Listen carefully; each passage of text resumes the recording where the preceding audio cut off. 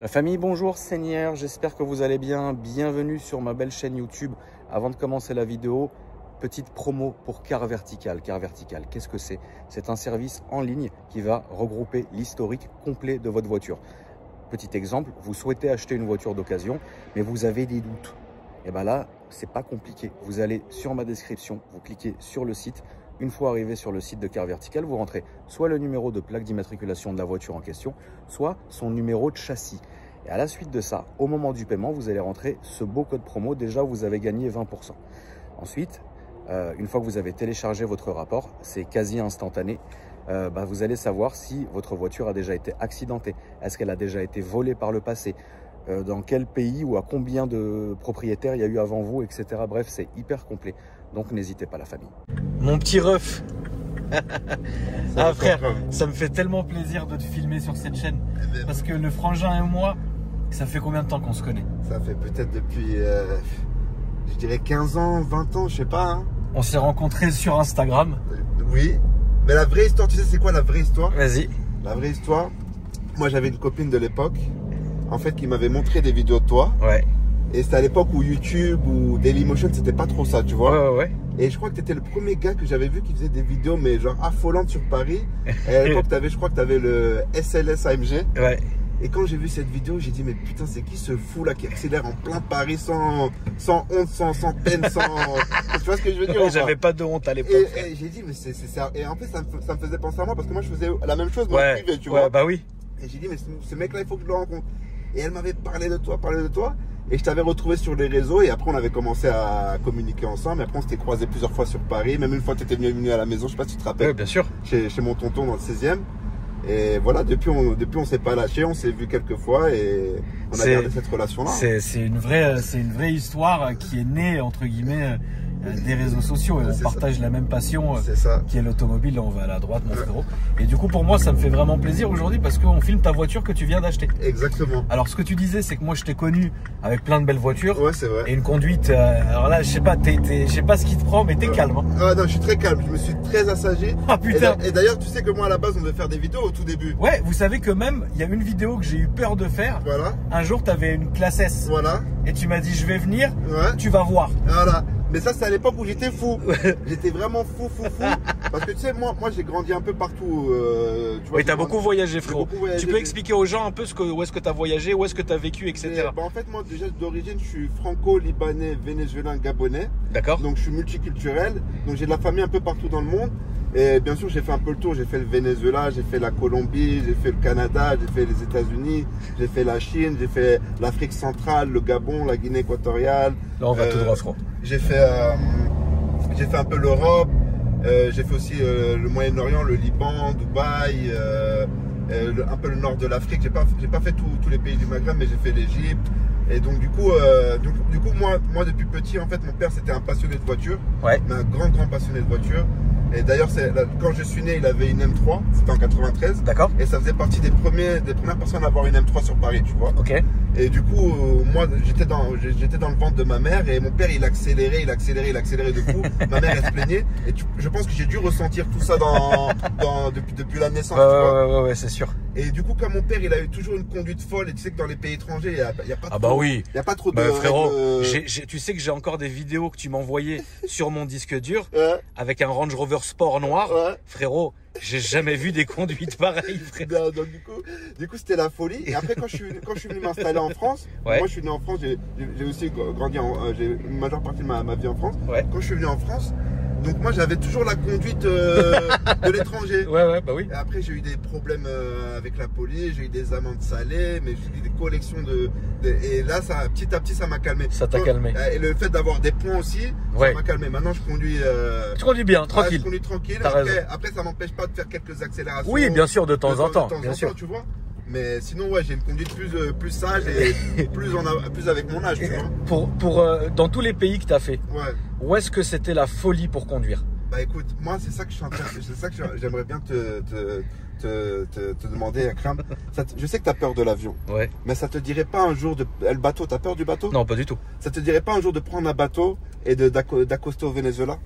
C'est loin, frère. Tu vois Test Drive Unlimited. Tu as joué ce jeu. Ouais, Test Drive Unlimited. Tu vois un peu le décor que c'est. Bon, dis-toi qu'au Venezuela, c'est le même décor mais en plus amplifié. Ouais. Et là-bas, c'est mieux que l'Allemagne. T'as pas de... Y a rien. Y a pas de limitation de vitesse, sauf dans la ville. D'accord. Tu vois? Après, c'est vrai que si un policier il te voit rouler à une vitesse fulgurante, peut-être il va t'arrêter, mais il va pas t'embêter comme en France où il va t'enlever le permis, il va te mettre en prison et tous les problèmes. Et là-bas, c'est tout va bien, quoi. Là-bas, c'est tout va bien. Déjà, premièrement, à l'époque où j'y allais, l'essence, il était à 2 centimes le litre. D'accord. C'est-à-dire que tu mettais un plein dans un V8, tu mettais pour 2,50 €, tu vois. Ouais. Pour 1,50 €, t'avais le plein. Là-bas, en fait, le peuple, le gouvernement, comme ils ont la plus grosse ressource de pétrole au monde, ils donnaient l'essence limite, quoi. Ouais, ils donnaient l'essence au peuple, tu vois. Donc là-bas, tu pouvais avoir le plus gros V8, tu le remplissais et tu faisais des courses sur tout le Venezuela, tu faisais le tour et c'est des souvenirs incroyables, c'est des sensations incroyables que tu n'auras jamais que tu peux pas avoir vraiment en Europe. Bah, cette sensation de liberté. Oh là là là là. Moi, je me rappelle de vidéos que tu m'envoyais, que ça soit à l'époque sur Facebook ou que ça soit que ça. Mais frère, t'avais l'impression que y avait rien en fait. Tu faisais ce que tu veux, frère. C'est la liberté totalement. Quand je vais au Venezuela, j'ai l'impression que je quitte le monde je quitte la Terre et j'atterris au paradis, sur une autre planète. Et c'est vraiment bien dans tous les autres aspects. Après, tu sais, tous les pays pour moi ont des aspects négatifs et ont des aspects positifs. Après, c'est toi, qu'est-ce que tu as dans la tête, comment tu perçois les choses. Si tu as une perception de la vie qui est positive, même dans le négatif, tu verras le positif qui s'en sort. Tu vois ce que je veux dire? Est-ce que c'est dangereux? Dangereux, bien sûr c'est dangereux, mais même en France c'est dangereux, même aux États-Unis c'est dangereux, partout c'est dangereux. Mais si tu es bien accompagné, si tu connais un peu le coin, si tu cherches pas les problèmes généralement ils viennent pas à toi. Tu vois, faut attirer le positif et le positif viendra, tu vois. Et donc pour toi le Venezuela c'est vraiment un coup de cœur? C'est gravé dans mon sang. Je parle la langue. Mon père est né là-bas en fait. D'accord. Mon père c'est un Libanais né au Venezuela. Il a vécu toute sa vie là-bas. D'accord. Et du coup, moi j'y allais pendant toutes mes vacances depuis petit. J'ai eu cette chance-là je sais qu'il n'y a pas beaucoup de gens qui ont la chance de voyager, mais j'avais cette chance-là de pouvoir visiter mon père quand mes parents étaient séparés, d'aller au Venezuela. Et là-bas, frérot, dis-toi que écoute ça, Crap. Écoute ça, frérot. Le plus beau réveil que j'ai eu de ma vie, c'était pas à la maison, c'était pas dans un hôtel. C'était pas chez mes grands-parents, où tu veux. C'était dans un Ford Mustang que mon daron il avait. C'était un V8. On était dans les montagnes, tu vois, dans la jungle, hein, dans les collines, lever de soleil. Moi, je suis couché, je sens l'odeur du cuir. Tu sais que dans certains pays, il y a des odeurs que tu peux pas retrouver dans d'autres pays. Bien sûr. Une odeur un peu, tu vois, un peu de hood, un peu de, tu vois. Ouais, je vois très bien ce que tu veux dire. Un peu une grosse odeur de jungle, avec d'humidité. Je suis là et j'entends dans mon rêve le claquement de la vitesse, parce que c'était une boîte manuelle. J'entends clac clac et j'entends le gros V8 qui fait brrr, et qui résonne sur les parois des collines, tu vois. Et là je me réveille, mais j'ai jamais eu un réveil aussi doux, aussi tu vois, qui te fait pas mal, qui t'angoisse pas. Et je devais peut-être avoir 7 ans et je m'en rappelle toute ma vie. Et je vois mon daron en train de changer les rapports, en train d'accélérer. Et tu vois, quand ton daron il conduit comme ça, tu le vois comme un super-héros, tu vois. Ouais, bien sûr. Et frérot, ça c'était le plus beau réveil que j'ai eu de toute ma vie. Incroyable. Et ça, c'était au Venezuela. Et ça, c'était au Venezuela. Putain. Tu vois, avec les palmiers, avec le soleil qui... Tu vois, les palmiers qui passent et le rayon qui tape et qui tape. C'était incroyable, frérot. Ah, mais c'est trop bien, frère. Ah non, c'était trop bien. Et dans toute ta vie, tu as conduit beaucoup de voitures. Oui. Tu as essayé beaucoup de voitures. Oui, j'ai essayé beaucoup de voitures. Quelles voitures comme ça, quelques-unes, t'ont marqué? Franchement, comme ça, qui m'ont marqué... Bon, déjà, toi, tu es un amoureux de la classe S, comme moi. Moi, c'est le CL600, je crois. D'accord. Le CL600, parce que à l'époque, j'étais jamais monté dans un V12. Ouais. Et en fait, c'était un jour mon oncle, il est venu me chercher avec un CL600 blanc. Il y avait personne qui l'avait, c'était sur Paris. Et j'étais petit, tu vois, je connaissais les accélérations des V8 et tout ça, mais je connaissais pas les accélérations des V8. Ouais, c'est différent. C'était différent. Et en fait, à un moment, je lui ai dit, tonton, est-ce que tu peux accélérer? Il a accéléré et en fait, je me sentais... Ah, attends, j'aime le... Quand il a accéléré, j'ai senti le confort comme si j'étais en première classe, mais en même temps la sensation que tout est trip, tes organes ils sont enfoncés dans le siège, mais dans le confort, tu vois.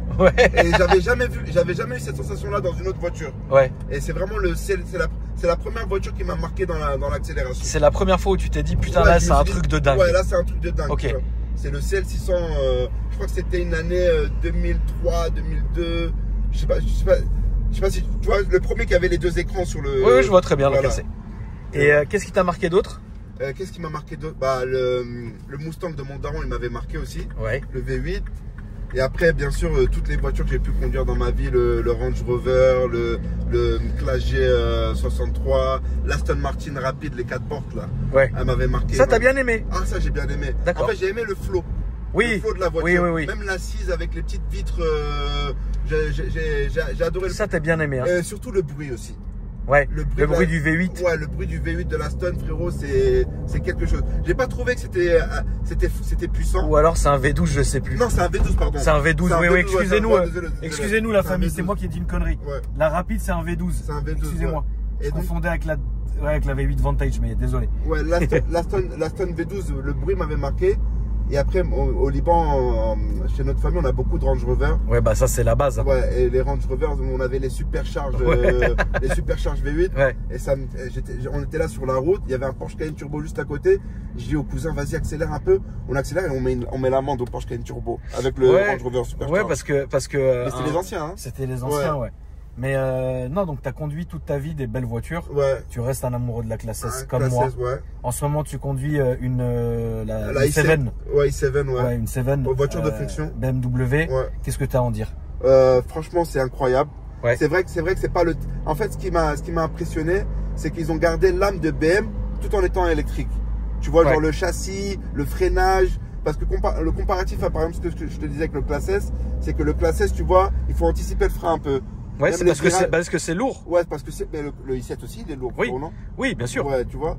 Et ouais, genre, il faut anticiper le frein. Même parfois, les virages, tu sens que la voiture, elle va pas trop suivre ton virage. Alors que le i7, c'est malgré que ça soit lourd, une limousine, bah ça reste quand même. Il y a l'âme de la sportive dedans, tu vois ce que je veux dire? Bien sûr. Voilà, c'est ça que j'ai adoré avec le i7. Un de tes derniers messages que tu m'as envoyé, frérot, c'était l'essai de la découverte de la nouvelle classe S. Attends, je coupe le son parce que je vois les keufs derrière là. Oh. Voilà. Parfait. Tu me disais quoi, mon frérot? Un de tes derniers messages, frérot, c'était la découverte de la nouvelle classe S. Ouais, la nouvelle classe S. Franchement, j'ai trouvé ça incroyable. C'est dingue, hein. Et tu sais qu'est-ce qui m'a marqué dans la classe S? Non. Le siège. Ah ouais? Ouais, genre en fait, avant, je connaissais, tu sais, quand tu prends le virage. Le siège dynamique, ouais. Ouais, le siège dynamique. Avant, c'était pas très bien fait. Ouais. Mais là, frérot, ça danse avec ton dos. Ouais. Genre, tu tournes, même tu tournes un petit peu, ça prend, et ça appuie. Plus tu tournes, plus ça appuie. Et en fait, t'es tout le temps collé à ton siège. C'était bien. Ah, t'es bien. Même, tu vois, tout ce qu'ils ont mis, les compteurs, la luminosité, tout ça, ouais. C'est exceptionnel. Même la qualité des matériaux, le flow de la voiture, franchement, c'est une très belle voiture. Je préfère ça que le i7. Je préfère ça aussi que le i7. Ça, c'est clair. De tous les pays que tu as fait, frérot, lequel t'es resté le moins longtemps ou t'as le moins apprécié ou quoi que ce soit? De tous les pays que j'ai fait, que j'ai moins apprécié. Ou tu t'es pas senti non plus trop à l'aise ou quoi que ce soit? Généralement, tu sais, un peu les pays. Bon, après, c'est chacun. C'est chacun voit, ouais, bien sûr.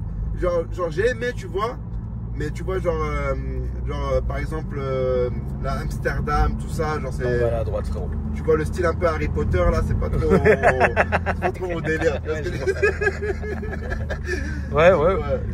Après, ça convient à beaucoup de gens. Ouais, ça convient à beaucoup de gens. Je respecte les gens qui apprécient. Mais toi, t'aimes pas le style un peu ancien comme ça? Si, j'aime bien, ça a son charme. Mais peut-être, moi, je suis quelqu'un. Parfois, j'apprécie les choses plus tard, tu vois. Ouais, je comprends. Ouais. Mais là, moi, je suis. Là, on va aller tout à gauche si tu y arrives, mon frérot. Je sais pas si tu peux y arriver. Ouais, c'est bon. Mais tu vois, j'apprécie. Genre, moi, je suis plutôt quelqu'un, j'aime bien les pays en développement, tu vois. Par exemple, Dubaï. Dubaï, c'est déjà trop développé déjà. D'accord, ok. Mais j'ai adoré Dubaï. Ah, j'ai kiffé Dubaï, c'est très cosmopolite. Il y a des gens, ils n'ont pas de jugement sur toi. Tu peux être habillé comme tu veux. On te traite toujours comme. Oui. J'ai adoré Dubaï. Mais genre, j'aime bien les pays genre un peu comme l'Amérique du Sud, le Moyen-Orient, comme l'Afrique aussi. J'aime bien l'Afrique. En fait, j'aime bien ce mélange-là, un peu où tu es à la ville. En même temps, tu as aussi la connexion avec la nature, tu vois. Ouais, d'accord. Un mélange, tu vois, par exemple, moi, c'est beaucoup le Venezuela qui m'a marqué. Ouais, au Venezuela, tu peux voir des gros perroquets qui viennent sur ton balcon. Et c'est ce mélange. Ouais. Tu vois, en France, tu vas voir un pigeon, il va te chier sur le balcon, tu vois ce que je veux dire. Non, c'est vrai, non, t'as raison. C'est le mélange de la nature avec la ville en même temps, tu vois, le moderne. Tu vois, ça, j'aime bien. Quand tu as pris cette voiture, bon, tu m'as consulté, tu m'as demandé ce que j'en pensais, etc. Après, tu allé la chercher. Ouais. Tu allé la chercher en Belgique, si je dis pas de conneries, ou tu allé la chercher à Lille. Mais c'est une importe de Belgique. D'accord, voilà, c'est ça. Ouais. Et du coup, bah, comment tu t'es décidé à prendre ça? Parce qu'on la famille, on est dans une mini John Cooper Works. Ouais. Attends, je vais donner une précision. Oui. C'est une mini Countryman S, finition John Cooper Works. D'accord, ok. Intégrale. Ok, d'accord. Comment t'en es venu à ça, frérot? Pourquoi, avec tout ce que tu as essayé, tu as choisi une voiture finalement plus petite? Bah, en fait, je me dis pour Paris, ça passe partout. Genre, c'est pas trop gros, c'est pas trop petit. Moi, comme je suis souvent sur Paris, j'habite pas loin de Paris en fait. Et j'ai kiffé le flow de cette voiture. Ouais. Parce que je trouve qu'il n'y en a pas. Moi, j'aime pas la voiture de Monsieur Tout le Monde, tu vois. Ouais. Et des John Cooper Works comme ça, dans cette configuration-là, il n'y en a pas beaucoup.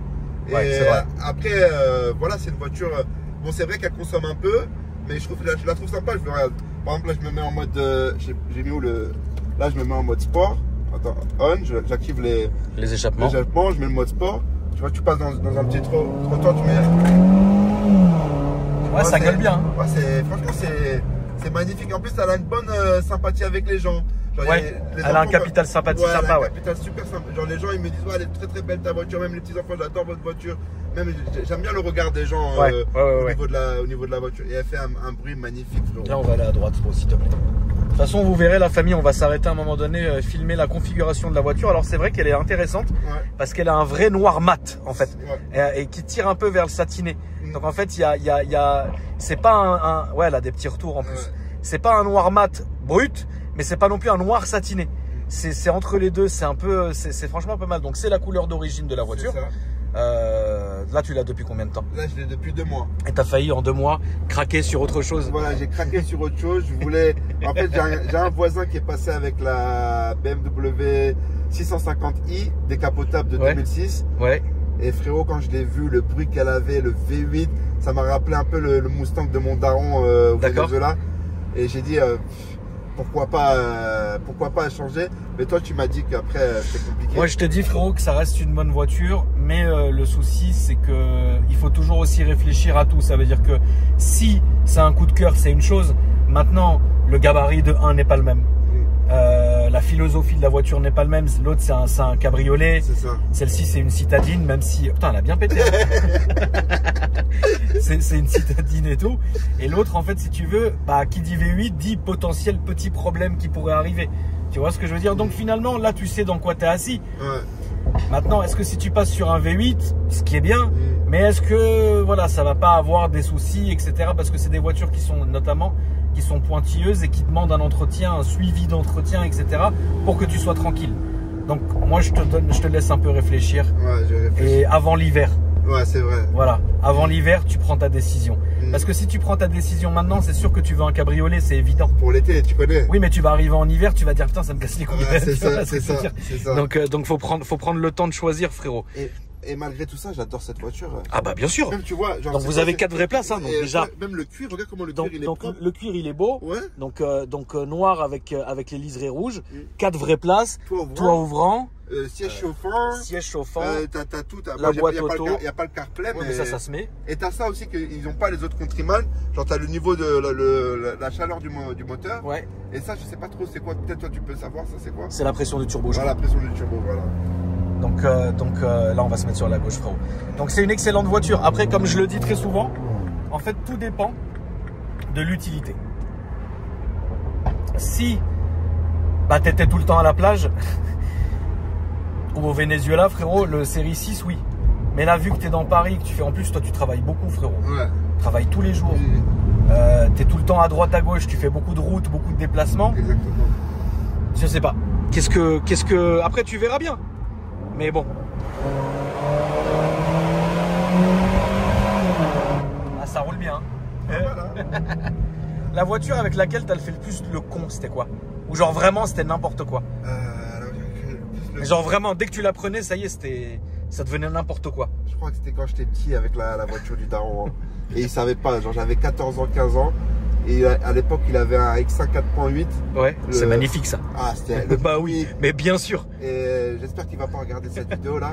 Mais genre, moi, j'allais sous le lit. Lui, il avait caché les clés de base. Ouais. Moi, j'avais trouvé la deuxième clé. Ouais. Je prenais la deuxième clé, j'allais vers 4 h du matin parce que je savais que les routes, elles étaient libres à cette heure-ci. J'ai appelé mon pote Aleph. Et frérot, j'ai pris la voiture, frérot. Et on bombardait dans tout Caracas, à droite, à gauche. On faisait des drifts avec, c'était du n'importe quoi avec le X5. Il y avait ça. Et quand j'étais plus jeune, un jour, j'avais un pote qui avait ramené un Mini Cooper S. C'est à l'époque où les Mini Cooper S venaient juste de sortir. Ouais, donc c'était un truc de ouf. Il m'a dit, va me chercher le câble de iPhone dans la voiture. Ouais. J'ai dit, ok, vas-y, je vais te chercher. Et là, quand je vois le Mini Cooper, j'avais même pas 14 ans, 15 ans. Je me dis, attends, je vais juste allumer le moteur pour voir comment ça fait le bruit là. J'allume le moteur, le bruit, je trouve ça magnifique. Je dis, attends, je vais faire un petit tour de pâté de maison. Je fais un petit tour de pâté de maison. Attends, je vais chercher un poteau. Je cherche un poteau. Finalement, je me suis retrouvé à gambader dans toute la ville. Et avec la PAC qui me poursuivait à l'arrière. Ah ouais? Et là, j'ai fait comme dans les films. J'ai éteint toutes les lumières comme c'était de nuit. Ouais. Et j'ai commencé à bombarder dans les rues pour pas qu'il me rattrape. Ouais. Je suis rentré dans un parking et en sortant du parking, j'ai appuyé sur la clé. La voiture elle a commencé à klaxonner. Et là, ils m'ont récupéré. J'ai terminé en garde à vue. C'était un problème pas possible avec la daronne. Laisse tomber. Ça, c'était aussi une petite anecdote quand j'étais petit et que je faisais la folie avec les voitures. Ce qu'on va faire, Frérot, c'est qu'on va se garer là-bas à la station essence. Comme ça, on peut la filmer de l'extérieur, la famille. Vous allez le voir, elle a une très très belle configuration. Là, tu peux te mettre là sur le côté à droite. Là, c'est parfait. En plus, là, on est au soleil, donc vous allez bien voir ça. Et vous allez le voir, elle a une petite dégaine qui est très très très très sympa. J'éteins le moteur. Recule un petit peu, Frérot, parce que là, on est dans la sortie du lavage. Donc, si c'est pour qu'on redémarre dans 2 minutes, c'est chiant. Attends. Donc là, ouais, tu te fous là, tranquillement, Frérot. Voilà. Là, on est bien. Et tu peux éteindre le moteur si tu veux, mon ref. Alors, je vais vous montrer ça à la famille. Donc déjà, regardez la couleur que je vous disais. Je la trouve incroyable. Et vous allez voir, en fait, de cette couleur-là, elle est folle. Combien ça t'a coûté, ça, Frérot? Ça m'a coûté exactement 14 000 euros. 14 000 euros. Ouais, 14 000 euros avec 150 000 km au compteur. Elle a quelle année? Année 2000, mise en circulation en 2014. D'accord. Voilà. Mais tout ce que j'ai refait dessus pour le moment, c'est la ligne. Ouais, donc là, t'as mis une ligne. Ouais, j'ai mis une ligne. Avec les clapets. Avec les clapets. Au début, j'ai mis sans clapets. Ouais, mais je connaissais pas la règle de. Ouais. Je connaissais pas la règle avec la France, tu sais, ouais. ça embêtait les gens. Donc après, j'ai mis avec clapet parce que c'était pas possible de rouler sans clapet. Donc là, pour l'instant, t'as fait que ça. J'ai fait que ça pour le moment. Qu'est-ce que tu vas faire bientôt? Je voulais faire un stage dessus. Ouais. Mais les mécaniciens, les vrais mécaniciens, m'ont déconseillé. D'accord. Ils m'ont dit comme c'est un petit moteur BM sous pression. Ouais. Et qu'elle a un peu de kilomètres, ça risque un peu d'abîmer les. Ouais, de faire une carto, ça pourrait être compliqué. Ouais. Ok. Et sinon, là, pour l'instant, rien d'autre. Qu'est-ce que j'ai fait d'autre? Non, rien d'autre pour le moment. Après, il y a ça aussi qui est très sympa, qui sont pas sur toutes les mini. Ouais, les feux longue portée, ouais. Ouais, les feux longue portée. Ouais. Et franchement, ça fait la diff sur la route. Hein. Ah bah bien sûr. Ah, ça fait la diff. Quand tu traverses des coins un peu où il n'y a pas de lumière ou quoi la nuit, bien sûr que ça fait la diff. Ouais. Ça, c'est clair. Ça fait vraiment la diff. Elle a une vraie dégaine en tout cas. Franchement, j'aime beaucoup. Moi. Franchement, je voulais te féliciter, frérot, parce que c'est une bonne petite caisse. Ouais. Et je suis content parce que c'est à moi que tu as demandé ce que j'en pensais, etc. On a checké la voiture, puis après, tu es allé la chercher. Donc, franchement, ça fait plaisir. Il y a un vertical dessus. Ouais. Et franchement, c'était nickel. Opérationnel. Il m'a donné tout l'historique. Nickel. Et tout ce qui était sur tout ce qui concernait le véhicule. Quoi. Ça a une belle gueule hein, quand même. Hein. Avec les deux sorties là derrière, là. Là, on voit la ligne en dessous, là. Enfin, moi, je la vois dans le reflet, là. Dans le reflet du diffuseur. Mais là, vous la voyez. Incroyable. Eh ben, c'est carré, mon frère. Hein. C'est quoi tes réseaux sociaux, mon frère? Moi, je préfère rester dans l'anonymat, tranquillement. Très bien. Voilà, je préfère. Mais qu'est-ce que je voulais dire? Moi, je voulais juste que tu me promettes un truc, Akram. Dis-moi. Est-ce qu'un jour, tu prendras le bateau et tu viendras découvrir le Venezuela avec moi? Alors, frérot, moi, le bateau, ça me gêne pas. D'accord. C'est combien de temps de bateau? Je sais pas, ça peut être. Je pense peut-être 2-3 jours, hein, un truc comme ça. C'est pas beaucoup, 2-3 jours. Ça a pas l'air beaucoup. Je sais pas. Je pense que c'est plutôt 2-3 semaines. Ouais, 2-3 semaines, ouais, peut-être, ouais. En avion, c'est combien de temps? En avion, c'est 9 heures. C'est dur. Hein. Mais c'est bien. Ah, frérot, je te jure, tu risques même de t'installer là-bas et puis revenir. Ah ouais, c'est bien. Ah, c'est magnifique. Il n'y a pas de fusillade? Non, il n'y a pas de fusillade. Il n'y a pas de. Il n'y a pas de tout ça. Il n'y a pas de bizarrerie? Non, il n'y a pas de bizarrerie. Si tu es bien accompagné, il n'y a rien de tout ça. Avec toi, je serais bien accompagné, mon frère. Voilà. Merci à toi, mon frérot, d'être passé. Ça m'a fait plaisir. Ça m'a vraiment la famille. Vous vous rendez pas compte d'à quel point c'est mon frangin. Depuis toutes ces années, il a toujours eu les bons mots. Il a toujours été là. J'ai toujours été là. Et c'est vraiment quelqu'un qui, depuis 15 ans. 15 ans ou plus. 15 ans, plus de 15 ans. M'a toujours suivi et je voulais te remercier, mon frère. C'est un délire. Moi aussi, pour moi, ça fait plaisir. Tu mérites que le meilleur, mon frérot. Toi aussi, mon frérot. Donc voilà, j'espère la famille que ça vous a fait plaisir de nous voir. Et n'hésitez pas à vous abonner. Puis moi, je vous dis à après-demain. Salut mon frère. Salut frérot.